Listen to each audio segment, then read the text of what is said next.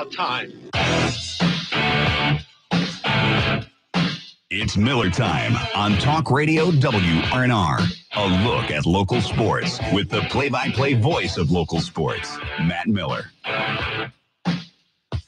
Well, good evening, everyone, and welcome into Miller Time on a soggy Thursday evening around the Eastern Panhandle. We are in studio along with Matt Crawford. I'm Matt Miller. The rains continue to fall, hampering the ability for girls softball to try to continue with their best-of-3 regional series. Baseball is off this week, but their regional series has now been moved by several days, and the Shepherd Rams supposed to open at 11 o'clock this morning in the Atlantic Region NCAA Division II baseball tournament up at West Lawn, Pennsylvania, and they had a 4-hour delay. They are playing right now, but the 3 games scheduled for today, they're still trying to get in all 3, but the late game was supposed to start at like 7 o'clock. That means it may not start until 10 or 11. At that point, do you even start it? I don't know what do you have to it? I mean, they're trying to get in. You wouldn't 3 start a game at 10 or 11 o'clock at night. Yeah, but you're trying to get in 3 games a day, and the tournament was scheduled to be Thursday, Friday, Saturday, Sunday, with the championship for the region on Monday, and you've got rain in the forecast literally right through each of those days. So if you can find a way to get a game in, I think you find a way to get it in, just because you're not sure when or if or how you'll ever catch up. Hey, guys, let's go out and play at 10:30 tonight. I want you to give me your best effort at 10:30 tonight when your college kids, during the season your curfew's 10 or 11. Come on, get out there and play ball. You're telling me you wouldn't – you ever played in the all-night softball tournaments back in the day, or no? Never did those? Mm-mm. They're fun.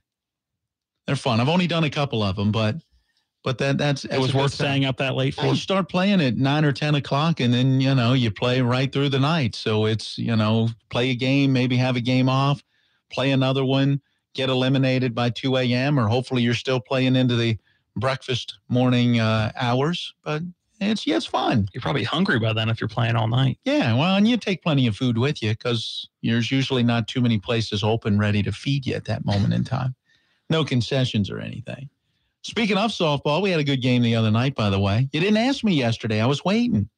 We got a 17-12 win, by the way. Well, and you told me that you went 2 for 3 in your first appearance in a year. The best thing is, for the first time in my life, I was intentionally walked. Yeah, but don't let him fool you. It wasn't because they were so scared of him. It was a situational intentional walk. It absolutely was. They needed an out at any base to help preserve a game from being a mercy rule game, and so I got the intentional walk, and it worked as we ended up with a pop out and I think a fly out to follow that ultimately brought the inning to a close, but it was a lot of fun. All right, let's jump into the NHL playoffs. Big one tonight. If you're watching on YouTube TV, you can go to WRNR TV. Just go to YouTube, type that in your search engine, WRNR TV, and we are live right now, and it will be archived when we get done. You'll see Matt in his Capitals jersey, but this is not any Caps jersey. Tell us the story. This is a special Caps jersey. We're in the TJ Oshie jersey today. A lot of times I rock the Ovechkin alternate jersey around the studio. Mr. Hornby keeps waiting for me to give it to him to display in the front or in the kitchen, but not doing that. But this is a jersey that I don't wear often, but the last time I broke it out was last year in the Pittsburgh second-round playoff series where the Caps needed to win. They came home for Game 5 after being down 3-1, got the big win. So figured the Caps need a big win tonight, so broke the Oshie jersey out. So there it is. If the Caps win tonight, it falls squarely on the shoulders of Matt Crawford. And I think I have to put it away for another year.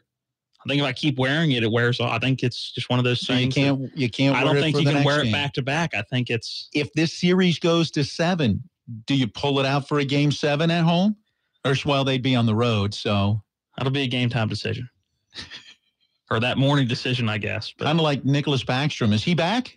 Game time decision again. Yep. Wow, they definitely could use him. That's for sure. Yeah, they could. All right. The Caps had a chance to take the commanding 3-0 lead and didn't get it done. You talked about being disappointed in the way that they kind of came out, and you said it yourself, laid an egg. So how big is it now tonight? It's huge. You can't go 0-2 at home. That's just not an option. I think Tampa Bay is way too good of a team to not win a game at home. So you can't just alternate just losing both your home games. I think it's a situation where obviously it's not a do or die game by any stretch of the imagination, but I think it's a situation where you really, really want to get a win at home. I think they should. I thought the game 3 was going to be enough momentum for them to kind of roll away with it. And we heard yesterday from John Carlson, who said, yeah, it took us a while to get back into it. I'm going, what are you waiting for? How are you not into it from the drop of the puck with the fans screaming? You're up 2-0 and you're the lower seed. And I don't know how that's not enough momentum, but I'm hoping the last game was kind of a reality check. I expected them to go 1-1 at home. If you would ask me which games I'd have preferred, I would have preferred to have gone up 3-0 and won the first game and then dropped the game tonight. Obviously, a sweep would have been awesome, but that's just so rare, especially in a conference final. But I wasn't impressed with what I saw from the Capitals on Tuesday, so I'm hoping it's a different kind of team that comes out tonight. The reality check has to be, if you don't win tonight, you wasted the first 2 games. Yeah. Yeah, I mean, back to 0-0. Yeah. Now it becomes a best of 3. And it's back to home ice advantage for the Lightning. And they now have all the momentum as they do go back home, meaning you're going to have to steal games on the road again. Not that the Capitals haven't been good on the road in this postseason, but, you're 3-4 now at home. You have to have this game tonight, and you have to come out with the intensity level that gives you the victory. Yeah, everybody talks about how champions win at home and steal on the road. Right now, the Caps are winning on the road and stealing games at home, it seems like. So it'd be huge to get the win tonight. Again, a 3-1 series lead is still pretty commanding, and you don't see a lot of teams come back from that. So as long as they go back to Tampa with a win, it's the playoffs. I don't care if it's ugly. I don't care if it's nice. As long as they have the 3-1 advantage going back to Tampa, I'll feel pretty comfortable about this series. Absolutely. Absolutely. If they lose, though, today, it's a very uncomfortable feeling. And we got a chance to hear a little bit from Alex Ovechkin earlier on how the Capitals are focusing on this Game 4. We don't think about, what's going to be in the future and what's going to be what was in the past. We look forward to Game 4 and, we don't try to think we lost the game. We try to think positive and negative. I believe it was Carlson the other day that we heard from that said something similar. I could be wrong. I don't think it was Holtby, but I believe it was Carlson who commented about not looking behind, not, focusing on a prior series or what happened yesterday, whatever. It's next game. And they've got to put Game 3 out of their mind and come back out. Now, I would still think at some point you got to draw back and go games 1 and 2. What did we do right? Games 3, what did we do wrong? Yeah. At some point you got to look back and learn from it. Right. I think that Game 3 was a learning experience. I think you'd hate to say this about a team who's never won a cup, especially with this group of people, and have a team that should have won several cups by now based on just talent. But you'd hate to think that maybe they thought they were just going to coast through this entire series and they came back thinking, we're at home. This is going to be a cakewalk. So you'd hope you wouldn't. Again, I don't think that was the case, or at least I hope that wasn't the case. So I'm hoping the same Capitals that we saw in games 1 and 2 come out. And again, it wasn't an awful game. Game 3, right. They didn't look as strong as they did in games 1 and 2, but they didn't look awful. Again, they kept Tampa Bay at only 23 shots. Tampa Bay scored on 4 of those, which is not ideal. But again, you hold the 23 shots, Capitals get off 38 shots. And luck's not on your side. Well, and they scored on the power play. And when you look at the series as a whole, the Lightning are 5 of 12 on power play opportunities. The Capitals have to be better in that regard. And the first period is key tonight because the team to score first has now won each game in this series because not only have they scored 1 goal first, they've scored multiple goals to be able to get a lead and then go on for the win. So the coming out of the gates with the intensity and taking an early lead, key for either team tonight. Well, one person that's very much looking forward to this game is Tom Wilson, rebounding from the gruesome hit he took that there was no penalty called on, there's a penalty called on, but no suspension. Yep. Not a day, not a game, nothing, not an hour, no suspension. But Tom Wilson is looking very much forward to rebounding after last game and the big hit. Yeah, I didn't really think I was myself after the hit. For whatever reason, I got to make sure that I'm back to playing my game. Skating and playing physical, and I got to make sure that I drive, the line, and make sure that I'm doing whatever I can to get the puck to those guys. And if we're all going, if we're all playing fast and playing like we can, then we're going to be a line that's going to be effective. That's it. They play the way they know they can. They're effective. We've seen that the entire playoffs. And they're the physical team. So you got to imagine after that hit, he and this Capitals team will be even more physical in this. Yeah, but they weren't after the initial hit. That hit was early in that game. But that's it. You got to bounce back now. You also thought they were going to be a lot more physical after he was suspended. That's true. But that wasn't the case. So I'm not sure I'm 100% with you on that one. All right. They play tonight at 8. 7:45 is the pregame. John Walton with the play-by-play for you right here. Before we get into our break, out west, Las Vegas takes a 2-1 lead. They beat Winnipeg last night by a 4-2 final. Are we going to have our first ever expansion team win a championship in a major sport? I don't see why not. Vegas is amazing. I think that you're definitely going to see a little bit different expansion draft system from here on out, maybe across the board in professional sports, but I don't see why Vegas can't win it, or at least get to the championship. They certainly have playoff experience, and especially in the goal. Who would have thought? Does Marc-Andre Fleury have like a fountain of youth that he drinks out of? Penguins fans are cringing. I mean, he just continues to play at an unbelievable level. Yeah, it's a lot nicer seeing that than seeing him rock with the Penguins. I don't hate him as much when he's with Vegas as I did when he was in Pittsburgh.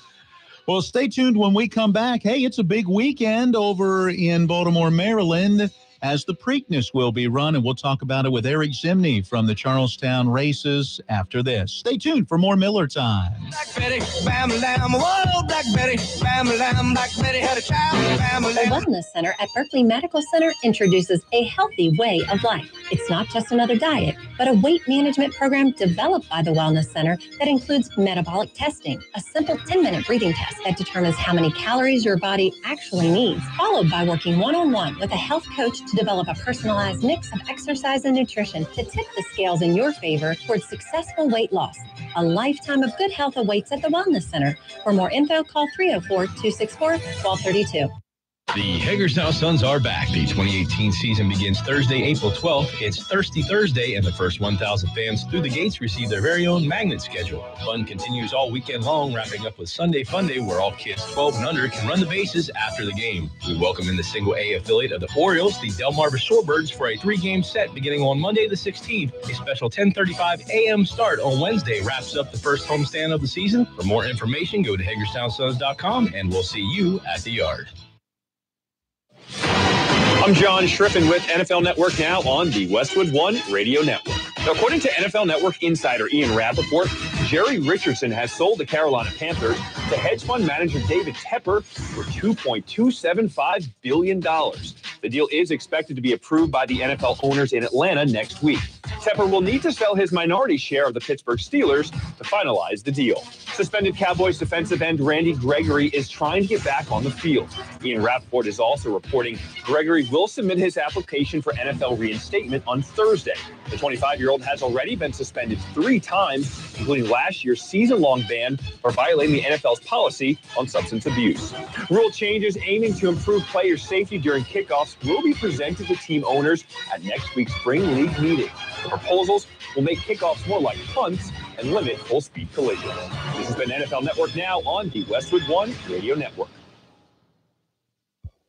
Napa know-how. As much as people talk about the weather, you'd think we'd be experts by now. Fact is, nobody knows what it's going to do. That's why you need Bosch Icon wiper blades, now $10 off a pair. They provide superior visibility in all springtime weather conditions. So be prepared with Bosch Icon blades, now $10 off. Quality parts, helpful people. That's Napa know-how. Napa know-how. At participating Napa Auto Parts stores. Offer expires 5/31/18.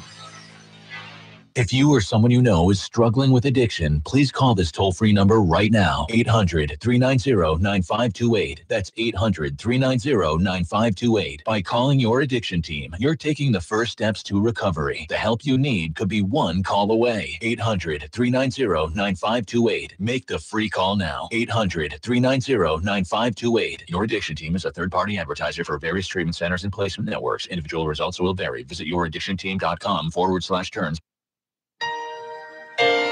You think back to when your daughter was the tiniest, sweetest, softest, prettiest, most precious little person in your life. She cried and your heart raced. She smiled and you laughed. She said, "Mama," and you cried. Hi, this is Lori from Bechtel Jewelers. I know she spent a lot of time in your arms, by your side, in your lap. The years have flown, and she outgrew your lap, but she never outgrew your heart.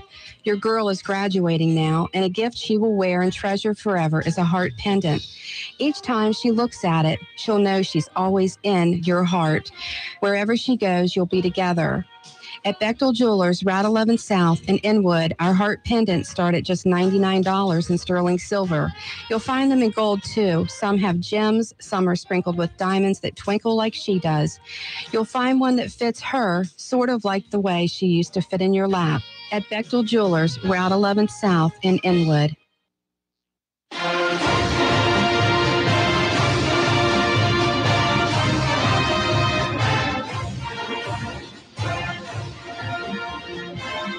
We welcome you back into Miller Time.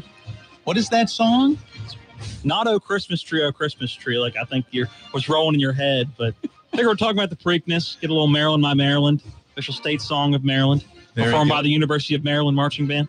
Will they be performing that on Saturday? I don't know. The Naval Academy Glee Club did it last year, so I don't know who's going to do it. It's usually Maryland-based in some way, shape, or form, but I don't know who's doing it this year. Well, before we get into our conversation about the Preakness, we remind you this portion of Miller Time being brought to you by the Washington Nationals. On Sunday, May 20th, that's this Sunday, the Nationals and Harris Teeter are teaming up for a kids' superhero cape giveaway as the Nats take on the Dodgers at 1:35. The first 10,000 kids aged 12 and under receive a superhero cape. Plus, they'll be able to take flight around the bases after the game. Get tickets and more information by visiting Nationals.com. All right, we had a chance earlier today to catch up with our racing expert. He is the Vice President of Racing Operations at Hollywood Casino at Charlestown Races, and we talked with Eric Zimney about the Preakness, and in particular, the starting post positions for the only 8 horses in the field. Well, as far as the post positions themselves, I mean, I think the people in Justify's camp have to be pretty happy drawing the 7 post. When you watch him run, he's a really big, kind of long striding, powerful kind of galloper who the last thing you want to do is get a horse like that bottled up. So he's going to be able to stay outside, kind of stay in the clear. His rider will get to see what's unfolding inside of him.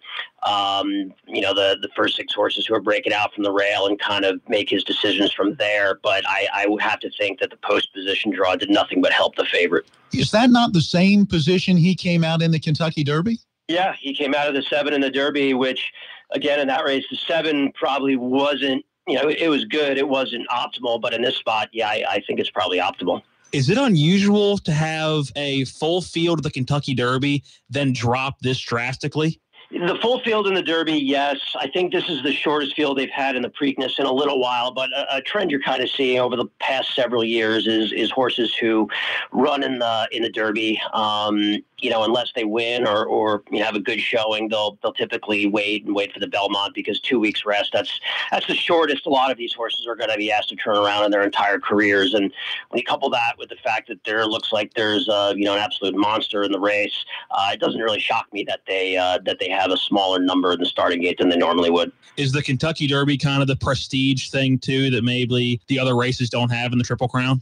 Well, certainly. I mean, that's the race that most of the owners in this sport really strive to win. And if, it's pretty rare that you get a chance to even be in the race, let alone have a chance to win. So, the prestige factor matters. It's just the sport's biggest stage, so you get people wanting to partake. I'm reading Justify maybe nursing a bruised heel. Should that be a concern? it's not something that, the horse isn't, it's not putting the horse in danger or anything, but this is going to be the second time in 2 weeks the horse is going to run on a wet, hard racetrack, and if he is nursing something like a slightly bruised heel, could it impact his performance?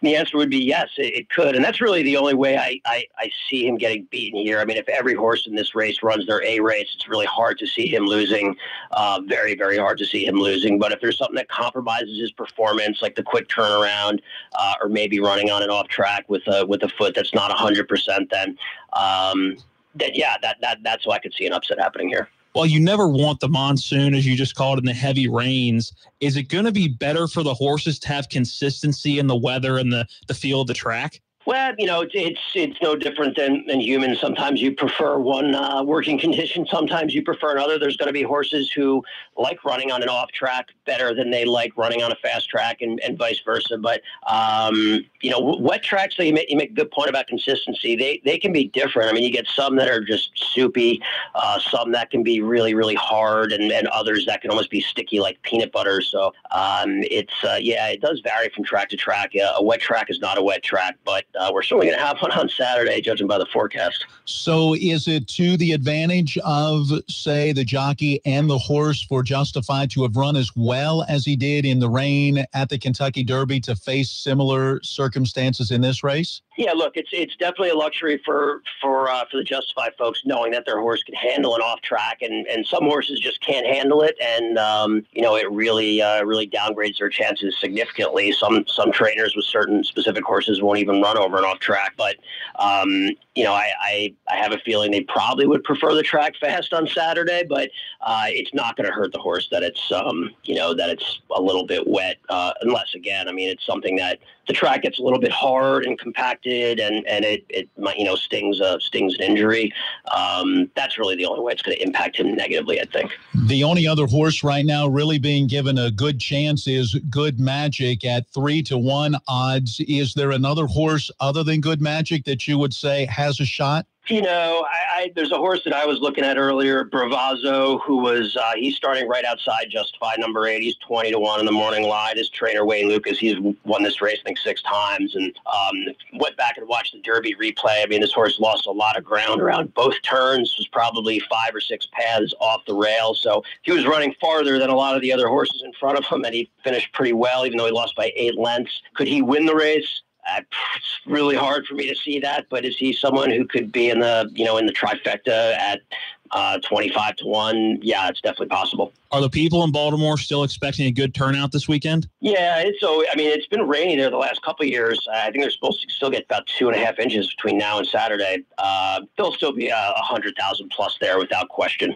Give us a comparison. How does the atmosphere there at Pimlico match or come close to at the Kentucky Derby? It's very different. I can't say better or worse. It's just different. At the Derby, you have the, I think they call it the mansion now at Churchill, where you have this very posh, a luxury suite area with celebrity after celebrity, walking the red carpet, and there is a lot more of a party, like a high-end party atmosphere. You don't really have that same vibe at Pimlico. It's much more, nuts and bolts racing with a big crowd. That being said, I'm a racing guy, and the Preakness is actually my favorite of the 3 Triple Crown events to attend. I love it there. Not in the best neighborhood, but the track itself has gotten some criticism for being a little old, but they put on a great show with what they got. Well, enjoy the race, and we'll look forward to talking with you next week about the results. Absolutely. Sounds good, guys.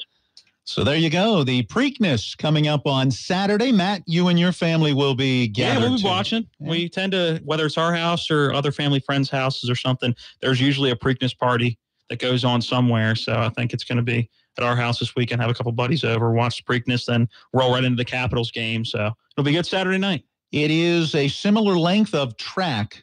Are you excited to see Justify and see if he can take this second leg and at least have a chance for a Triple Crown win? I'm excited to see the very wide open. I mean, only 8 horses race. I think that's going to be cool.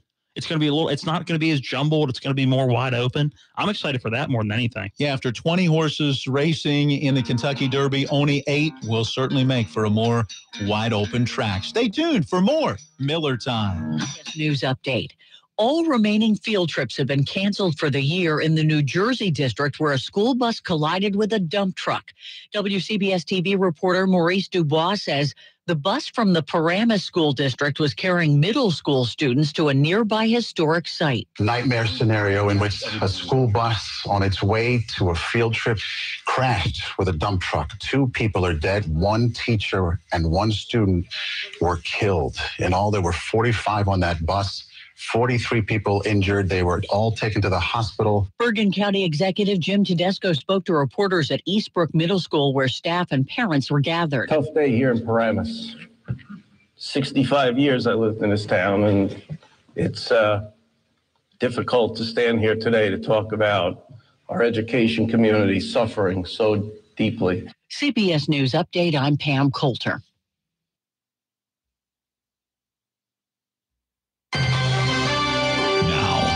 Local forecast. Weatherman Bob Kukin. Additional rain across the eastern panhandle tonight on into tomorrow, and even really lingering into Saturday is going to compound the wet situation that we've got around here. There is a flood watch in effect until 10 o'clock tomorrow night for some isolated flooding of spots that are prone to it during rainy season times like this. We look for a nighttime low right around 60, daytime high tomorrow 70 degrees. I'm Bob Kukin, Talk Radio WRNR. Okay. House or condo? Definitely a house. 3 bedrooms or 4? 3. Traditional or contemporary? Contemporary. So on the golf course or next to the lake? Both.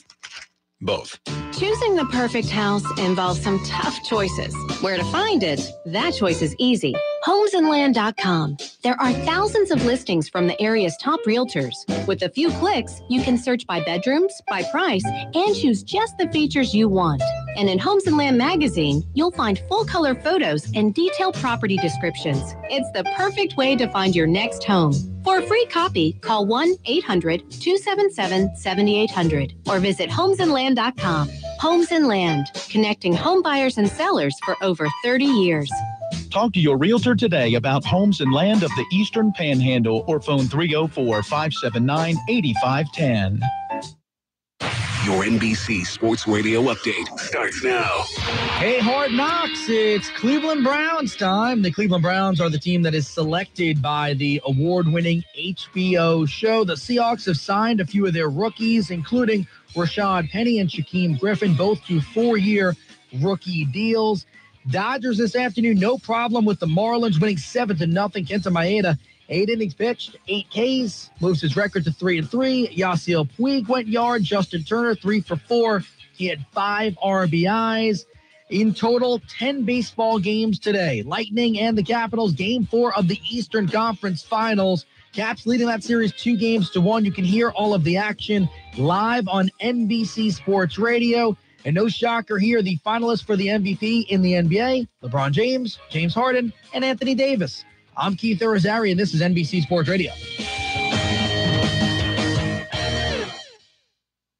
The City of Martinsburg is presenting its 28th annual Take Pride in Your Community Spring Cleanup Campaign on Saturday, May the 19th. The City of Martinsburg will be accepting unwanted items and debris from Martinsburg City residents only at the recycling building located on East Stevens Street. Proof of residency is required.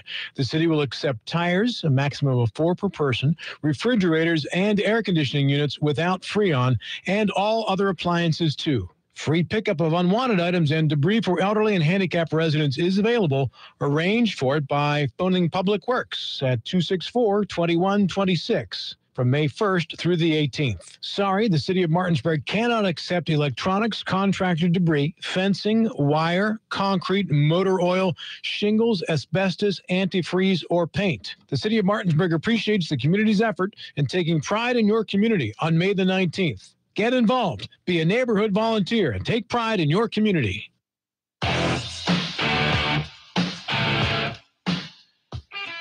We welcome you back into Miller Time on this Thursday evening along with Matt Crawford. I'm Matt Miller. This portion of the program brought to you by Brown Funeral Homes and Cremations, Robert Fields and Sons, a family-owned full-service funeral home that has proudly served our area since 1880.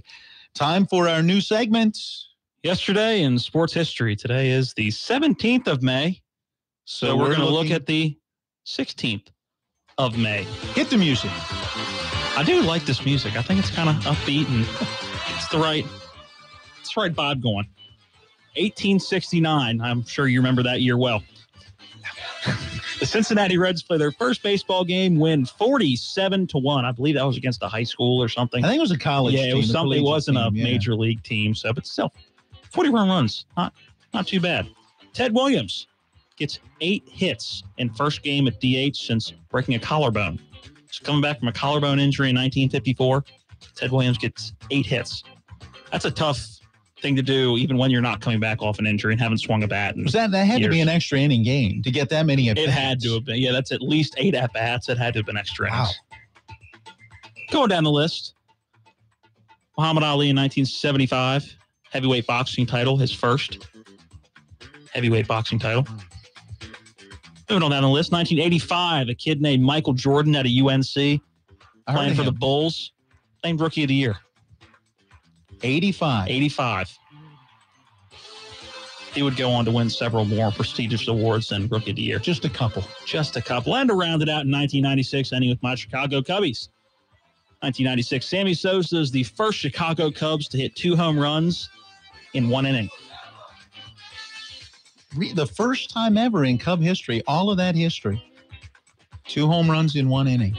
Yeah, but how many people in MLB history have done that?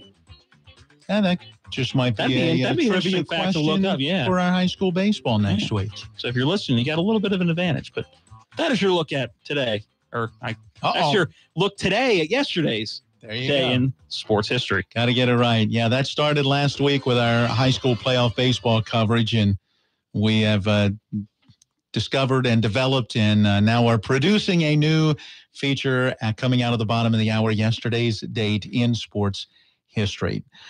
We want to get to one of our listeners and loyal followers on our YouTube channel, Rob Mario. He sent it to me earlier in our discussion about the Atlantic Region tournament going on and maybe having to start a game as late as 10 o'clock or even later because of 3 games being due to be played today. And there was a 4-hour delay before the Rams and Seton Hill could even get on the field. And Rob reminded me that about 20 years ago, the Jefferson Cougar baseball team had to play a state championship in that very same way. I think they wrapped up at something like 2:30 in the morning.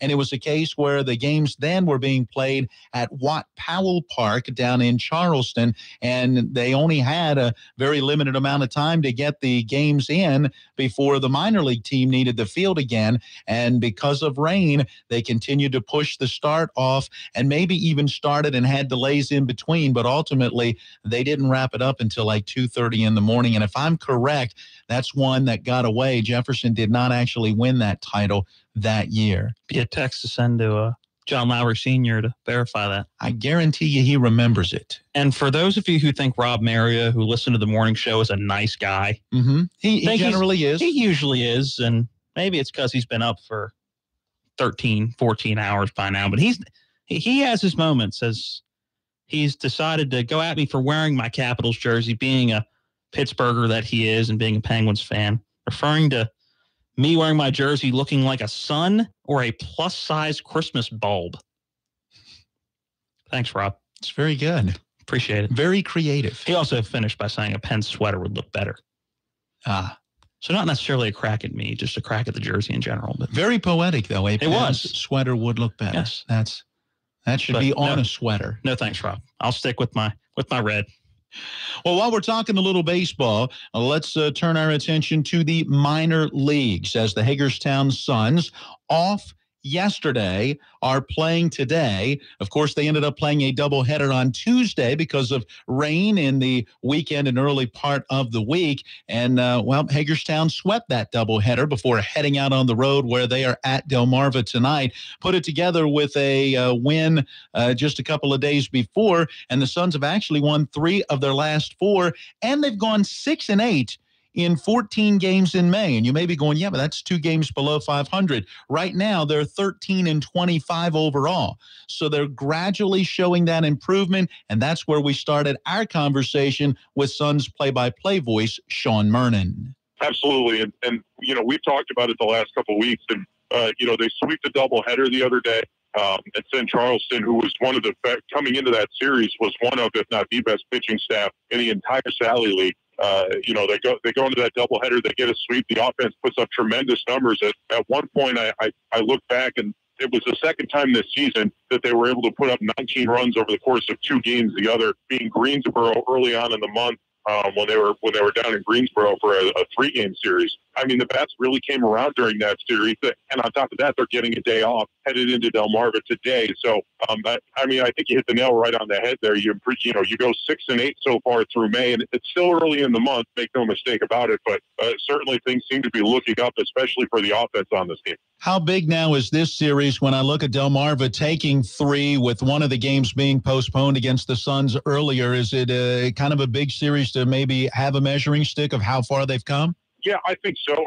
I think that Delmarva, obviously being at the top of the division with them and Kannapolis kind of going back and forth up there, it's one of those deals where you really do get a sense of where you're at playing the best teams in the league. And I'm sure if you went to the clubhouse and you talked to the coaches or the players alike, they want to play against the best competition, because not only is it a good measuring stick for the team as far as how far they've come over the last month and a half, as well as the individual players.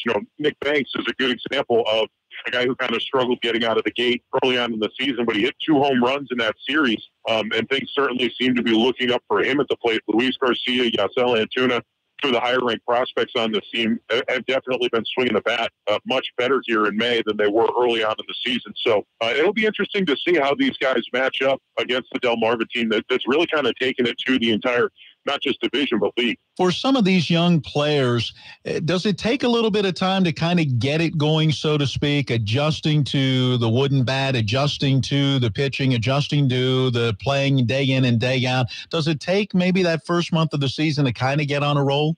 Absolutely. And it's not just the adjustment to the wooden bat. You have some guys like Cole Freeman. He was injured all last year, so he went to the College World Series with LSU. He was one of the more important players on that team. And then he ended up having an injury that cost him the rest of the season in his first pro season. So this is his first pro year. And the first month, he was streaky. He would go, 3 games with a hit, and then he might go 2 or 3 games without one. Now we're seeing he's on an 8-game hit streak right now. So he's starting to put things together. Then, even if you jump past that, where, Freeman went from playing with an aluminum bat in college, and then during the summers playing with a wooden bat wherever he was playing, you go to a guy like Antuna or Garcia. Garcia's turning 18 later this month. He's 17 years old, and so he's never played. He may have played in the Dominican and things like that. He may have played 140 games over the course of a year, but I doubt it was condensed into 6 months. And so between him and Antuna, these are their first real looks at full season professional baseball. They were in the GCL last year, and so they played every day and they learned every day, and they were in the almost the scrimmage situations every day and things like that. And then they would go and they would play their Gulf Coast League games. But now they're kind of getting a taste of, hey, you better get your glove, get your bat, get out onto the field. You have BP at 4 o'clock or whatever it is, and then it's game time at 7, and you're going to be out there for all 9 innings. So it's a little bit different, but the first month is definitely an adjustment period for that stuff. Now we've gotten to the point of the season where that incorporated with the travel, it's kind of old hat for these guys. So it's really just a consistency thing. How am I going to go out and recreate what I did yesterday? Final question. You mentioned earlier coming off of an off day yesterday, but had to play a doubleheader the day before. There's been a lot of rain in the early part of this season. Does that take away sometimes from the importance of these off days because there have been other days that maybe they weren't scheduled to play, or is it still good because they've also had to deal with doubleheaders? I think an off day is always good. And it doesn't, I think that the scheduled off days are the best because those guys know going into that day, hey, if I need an extra couple hours of sleep, I can get the extra couple hours of sleep. The thing that's lost is people will say that the rain days break up the season really nicely for these guys. But what they're not seeing is these guys are still getting to the ballpark. They're still getting stretched out. They're still going into the batting cage. Some of these pitchers are still going through their throwing programs. They're still coming in and getting treatment if they need treatment. So it's a regular day of business for them. It's like going into work on a Saturday. Especially, I remember I used to work in a call center, and we'd go in on the Saturday, and we knew we weren't going to sell anything, but we were there still making the phone calls. And so it's almost like that, where these guys are still going to come in, they're going to come to work, but they may not have a game at the end of it. So it's it's kind of an interesting thing. But I think an off day, I guess to answer the question firmly, is an off day is good regardless. But I think that the best off days are the scheduled ones because they know going into it that they can rest up. Sean, thank you as always for your time. We'll look forward to talking again next week. Sounds good to me. We'll see you later. Sean Murnan, play-by-play voice of the Hagerstown Suns. They are at Delmarva tonight, where the Shorebirds at 25-13, one of the top teams in the North in the South Atlantic League, and they're 3-0 against Hagerstown this season. One game out of their 4-game set got postponed. Isn't it funny how the farm systems don't necessarily show you how good the major league teams are? You look at the Orioles, who are the Delmarva club, and then you have the Nationals, who are Hagerstown, and the Hagerstown's struggling, but the Nationals are playing really well. And while the Orioles have played well lately, still a very underachieving season, but you have the Shorebirds, who are playing extremely well. So that you bodes think well those for two the future. You'd think those would correlate, though. You'd think the better players that you've coming up through your farm system, I guess you're not going to pull them all up at one time. So it's not like, and they still have a couple levels to go. I was going to say, this level, you're getting the very youngest of those players. I just always thought that was kind of funny. Well, again, Hagerstown in action tonight. We'll take a look at a little more Major League Baseball and some college baseball and even college football when we come back. Stay tuned. The Mountaineer Report, a part of this break, and then more Miller Time. From the moment you're greeted at the front door, step back in time to a classic speakeasy-style restaurant and bar. Boyd's Steakhouse, featuring only the finest steaks, chops, and seafood. Come see why Boyd's Steakhouse is the friendliest place in town with the best food around. Open for lunch, dinner, and Sunday brunch. Boyd's Steakhouse on North Queen Street in the heart of downtown Martinsburg. Boyd's Steakhouse. How about tonight? The future doesn't wait. Why should you? Blue Ridge Community and Technical College offers over 50 degree and certificate programs in education, IT, culinary arts, engineering, and so much more. Small class sizes, flexible schedules with evening and online classes with affordable tuition, plus financial aid is available to those who qualify. Now you can go to college. Visit us online at blueridgectc.edu. That's blueridgectc.edu. Stop waiting and enroll today. It's the final 3-game weekend series at Mon County Ballpark. The Baylor Bears are in town. I'm Dan Zangrilli. Coming up on today's Mountaineer Report, we'll look at the Bears, plus hear from Randy Mazie. We'll talk about one of the hottest teams in all the Big 12. Stay with us. We'll be back after these words from McFly Outdoors. McFly Outdoors is West Virginia's outdoor headquarters. We have it all for every West Virginia outdoor enthusiast. McFly Outdoors is an official dealer of Simms, Patagonia, The North Face, Yeti, Hoyt, Matthews, Kimber, Glock, Smith & Wesson, and hundreds more. McFly Outdoors Horner features our Archery Pro Shop, indoor firearm and archery ranges, and stocks over 1,000 firearms. McFly Outdoors Bridgeport features our fly shop, large apparel and footwear section, and a huge selection of firearms. At McFly Outdoors, our staff will provide customer service that big box stores can't provide. Shop local this fall and visit our 2 locations in Bridgeport and Horner, West Virginia, or shop online at McFlyOutdoors.com. Use code WVU at McFlyOutdoors.com and save 10% on your first online purchase. Let's go Mountaineers!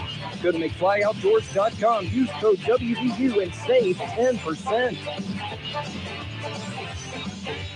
Baylor, an overall record of 30-18. They are the 5th place team in the Big 12 Conference, 11 wins, 10 losses. They recently rattled off 13 straight victories, and they took a series from Oklahoma State, the top team in the league. Here's Randy Mazie. Yeah, they're leading the league in pitching, of course. You know, that's one thing you see on these weekends. You always see great pitching. And offensively, the last 20 games, they're leading the league in hitting, too, I think. So that's what makes them hot, and that's what we're going to see when they get here. They're still playing great. You know, they beat Oklahoma State, won the series. Oklahoma State was in first place, so there's not a hotter team in the land right now than the Baylor Bears. Baylor, the number 2 batting average, 293, and the number 2 staff earned run average at 340. TJ Ragusi leads them in hitting. 382 is his average, and he would be second in the Big 12 Conference if he had enough at-bats to qualify. They'll throw a left-hander tonight. Cody Bradford, 6-4 with the 272 earned run average, and then tomorrow it'll be righty Hayden Kettler. He's also 6-4, ERA of 3.99. And then they finish out the series with another southpaw, Tyler Thomas, 3-2. His ERA, a sparkling 2.38. He'll make start number 12. West Virginia certainly needs to win all 3 games to have a puncher's chance at making the NCAA tournament as an at-large squad. So, final regular season series of the 2018 campaign. We hope you'll be there at Mon County Ballpark. For tickets, call 1-800-WVU-GAME or log on to WVUGame.com. That's today's Mountaineer Report. I'm Dan Zangrilli. This is the Mountaineer Sports Network from IMG. Coming up next, more Miller Time. The Honda Memorial Day sales event is back, and you could get a brilliant deal on our most popular vehicles, like the Civic, Fit, and Pilot. It's the perfect way to start summer across America. From the Liberty Bell to Hollywood, Cape Cod, Atlantic City, the Grand Canyon, the Mojave Desert, the Golden Gate Bridge,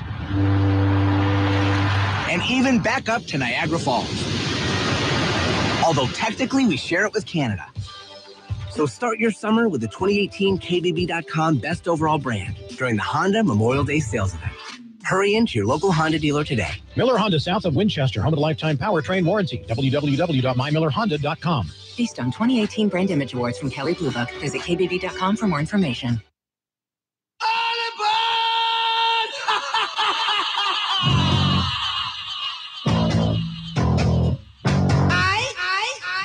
We welcome you back into Miller Time along with Matt Crawford. I'm Matt Miller. Before we transition into some college athletics, let's go to Major League Baseball, where our Washington Nationals are off tonight. That's a scheduled off night, off last night as well, due to rain. So they'll carry that 13 wins in 15 games string into a matchup tomorrow when they host the Dodgers, who, by the way, won earlier today for just their second win in their last 10 games. The Dodgers at 17-26. That's why I said yesterday they're going to be there at the end of the season. So I'm not saying they're playing good baseball right now. All I'm telling you is that they're going to be there come the end of the season. I'm not convinced. Let's ask the Nationals Magic 8 Ball. Will the Dodgers be there at the end of the season? Are they a playoff team? And the 8 Ball says, ooh, I foresee a home run. So maybe the Magic 8 Ball does not lie. There it is. Baltimore's at Boston tonight. Philly is at St. Louis. San Diego visiting Pittsburgh. The Padres, by the way, after that series, will make their way to Nationals Park. College baseball, the Shepherd Rams did get to open the Atlantic Region Tournament in West Lawn, Pennsylvania, albeit 4 hours late, and they suffer a 4-0 loss at the hands of a red-hot Seton Hill team. The Griffins move on in the winner's bracket. Shepherd falls into the loser's bracket in that double elimination tournament. Oh, and by the way, for the Ram baseball team, congratulations to outfielder Brenton Doyle, just a sophomore, and sophomore utility man Christian Hamill. Both were named to the National Collegiate Baseball Writers Association Division II Atlantic Region First Team. Second team honors go to junior outfielder Nick Atkinson, junior pitcher Ryan Potts, and junior first baseman Justin Smith. And what I hear there is a lot of underclassmen. Yeah, and I'm about to look. I don't remember Hamill's name being on the Mountain East list for All Mountain East, so that'd be kind of unusual. Yeah, it'd be unusual. You usually don't see a regional player who's not a all-conference player, but his name, I don't remember seeing his name on that all-conference, so I could be wrong though. Congratulations to each of those guys and to the Ram baseball team. We wish them well as they'll play hopefully tomorrow, weather permitting, but now in a must-win situation. College football? Yep, college football. What's going on in college football? Well, apparently there's 2 national champions. I don't know how that's possible, but apparently Scott Frost, the former coach at UCF, finished 13-0 last year, took the job at Nebraska, is now the head corn, the head can of corn. The head ear. Yes, the head ear. There you go. The head farmer. Who took that job right before UCF played Auburn. UCF beat Auburn in one of a very upset bowl pick that I think a lot of people didn't have. And then UCF kind of claimed themselves the national champion. And it's undefeated. Yeah. And you had Alabama on the other side and Nick Saban publicly say, well, wait a minute. No, we're the national champions. Let's hear from Scott Frost, who had his own opinions on how many national champions there can be in 1 year. In the history of college football, and I know this is documented, there's a lot of cases where multiple teams have claimed a national championship. And, going back, I think there was even some years where multiple teams claimed a national championship. And I really have no problem with that. I think it's been wonderful for those players. I think it's been wonderful for UCF, to get attention and get people proud of what UCF accomplished. And I got no problem with them making a claim to it. Okay, I'm proud of a lot of the teams I played on. It didn't mean that I necessarily said we were champions.